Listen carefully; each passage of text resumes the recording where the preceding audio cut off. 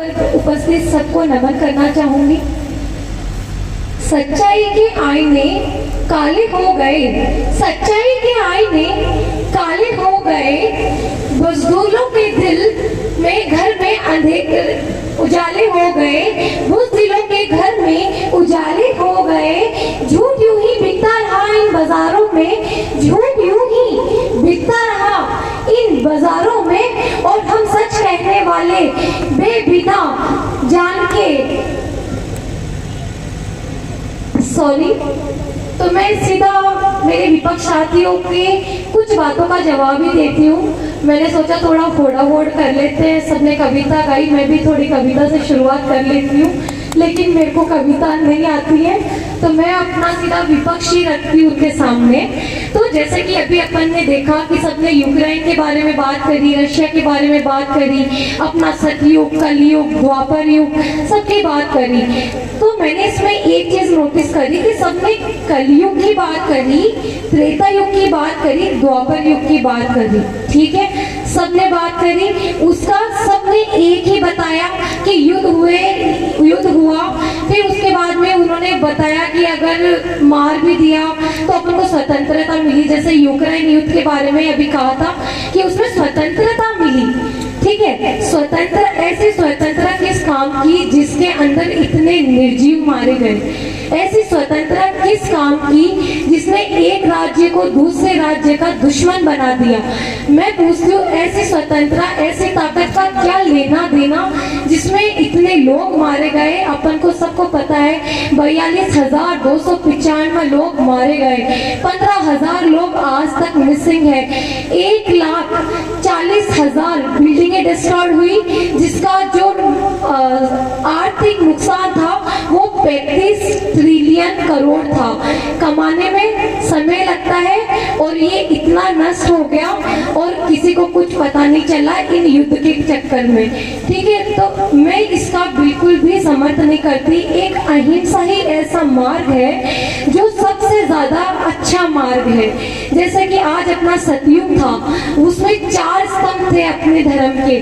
जब तक वो 4 स्तंभ थे तो अहिंसा, हिंसा ऐसे शब्द ही नहीं आए। जब उन 4 स्तंभ से पहला स्तंभ गिरा वो था अपना तप, तब जाके एक 3 स्तंभ बचे थे, उसी में से जब हिंसा आया। अगर सोचो आज अगर वो स्तंभ नहीं गिरता तो ना कोई विपक्ष वहां होता, ना कोई पक्ष यहाँ होता, अपन सब एकजुट होते।